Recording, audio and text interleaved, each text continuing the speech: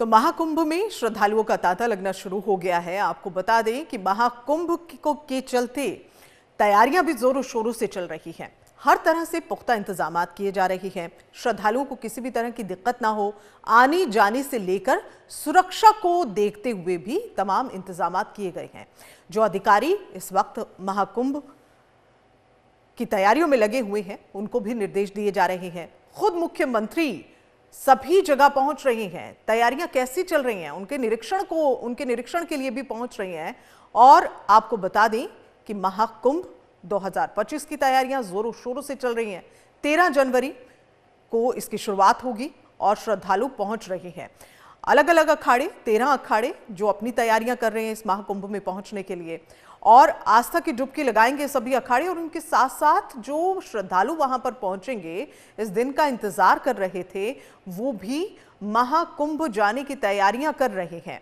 जो लोग अपने घरों से महाकुंभ जाने की तैयारियां कर रहे हैं, उनके लिए बाकायदा रेल सुविधाओं को और बेहतर बनाया गया है। रजिस्ट्रेशन घर बैठे हो रहा है, ऑनलाइन हो रहा है, और भी तमाम तरह के इंतजाम जो हैं वो किए जा रहे हैं। ड्रोन से चप्पे चप्पे पर निगरानी रखी जा रही है। सुरक्षा में किसी भी तरह की कोताही ना हो, इसको लेकर अधिकारियों को निर्देश भी दिए जा रहे हैं। सिक्योरिटी के पूरे इंतजाम किए गए हैं।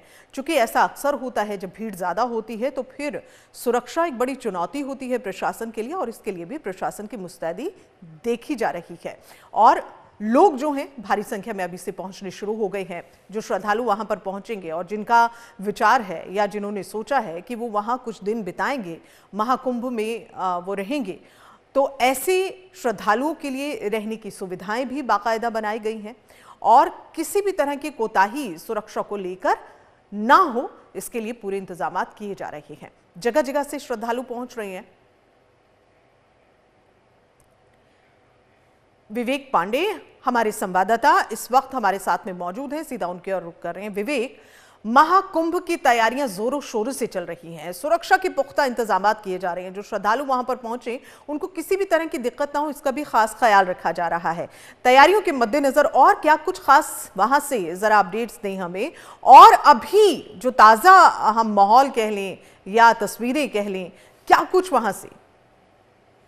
जी बिल्कुल, महाकुंभ 2025 की जो तैयारियां हैं वो पिछले कई महीनों से प्रशासन के स्तर पर और लोकल जो प्रयागराज का जो मेला प्राधिकरण है उसके स्तर पर लगातार हो रही है। और सिर्फ मोटिव इतना है कि जो दूर दूर से, दूसरे राज्यों से, अलग अलग जगहों से जो श्रद्धालु आएंगे उनको किसी तरीके से कोई दिक्कत न हो। क्योंकि जिस तरीके से प्रयागराज के इस महाकुंभ की ब्रांडिंग की गई है, जिस हिसाब से इसको विश्व पर अंकित कराने की जो कवायद केंद्र सरकार और प्रदेश सरकार कर रही है, उसको लेकर तमाम वो सुविधाएं मुहैया कराने की कोशिश लगातार पिछले कई महीनों से जारी है। अब ऐसे में एक बड़ा सवाल है कि जिस तरीके से 40 करोड़ से अधिक जो श्रद्धालु हैं वो इस बार के महाकुंभ में आकर त्रिवेणी में पुण्य की डुबकी लगाएंगे, तो ऐसे में प्रशासन के लिए एक बड़ी बात है इस पूरी भीड़ को कैसे मैनेजमेंट करना है, कैसे टैकल करना है, क्या रूट प्लान होगा, रोड मैप क्या होगा।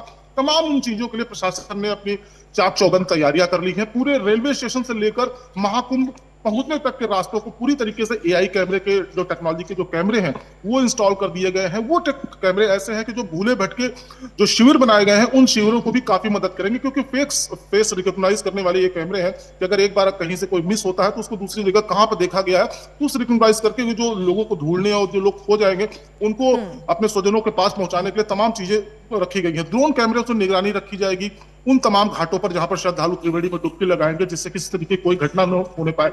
जल पुलिस, एनडीआरएफ, एसडीआरएफ, तमाम जो लोग हैं इससे जुड़े हुए, वो पूरी तरीके से चाक चौबंद व्यवस्था करने में लगातार लगे हुए हैं कि किसी तरीके से कोई दिक्कत ना हो। तो आने वाले समय में ये कहना बिल्कुल सही होगा कि जब 13 जनवरी से पहला स्नान पर्व शुरू होगा तो उससे पहले जो शासन और प्रशासन की जो तैयारियां हैं महाकुंभ 2025 को लेकर वो पूरी कर ली जाएंगी। जिससे दूर से आने वाले पहला स्नान बहुत ही अहम होता है। 13 अखाड़े अपनी तैयारियां कर रहे हैं, लगातार पहुंच भी रहे हैं और आस्था की डुबकी लगाने को बिल्कुल तैयार है। पहले दिन के स्नान को लेकर क्या कुछ खास?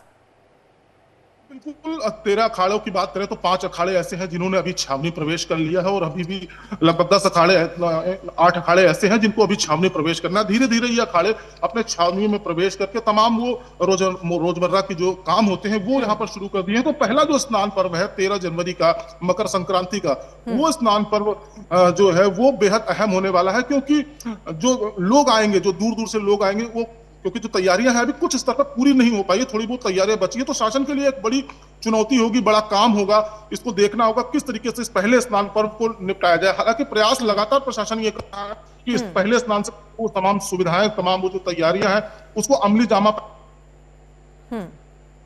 श्रद्धालुओं को कोई दिक्कत ना हो। तमाम तरह की जो बैरिकेटिंग है, जो रूट प्लान है, जो भूल भुलैया है, वो तमाम चीजें बनाई गई हैं कि जिससे आसानी से, सुगमता से लोग त्रिवेणी में पहुंचकर पुण्य की डुबकी लगा पाए। बिल्कुल। और विवेक, जैसे अभी यहाँ जानकारी आप दे रहे हैं, कुछ श्रद्धालु जो हैं वो रुकने के मकसद से भी आ रहे हैं, और श्रद्धालु जो वहां पर रुकेंगे उनके रहने के भी इंतजाम जो हैं वो किए गए हैं। अगर हम उसको देखें और हम अपने दर्शकों तक ये पूरी जानकारी पहुंचाना चाहें तो क्या कहा जाए? जी बिल्कुल, 2025 के इस महाकुंभ के लिए जो श्रद्धालु आएंगे उनको रुकने के लिए भी प्रयागराज मेला प्राधिकरण ने और जो स्वयंसेवी संगठन है, जो कंपनीज हैं, उन्होंने तमाम तरह की कवायद यहाँ इस पूरे महाकुंभ के परिसर में की है। प्रयागराज का एक एरिया है अरैल। अरैल एक ऐसा इलाका है जहां पर स्विस कॉटेज बनाए गए हैं, बैम्बू कॉटेज बनाए गए हैं, डोम सिटी बनाई गई है।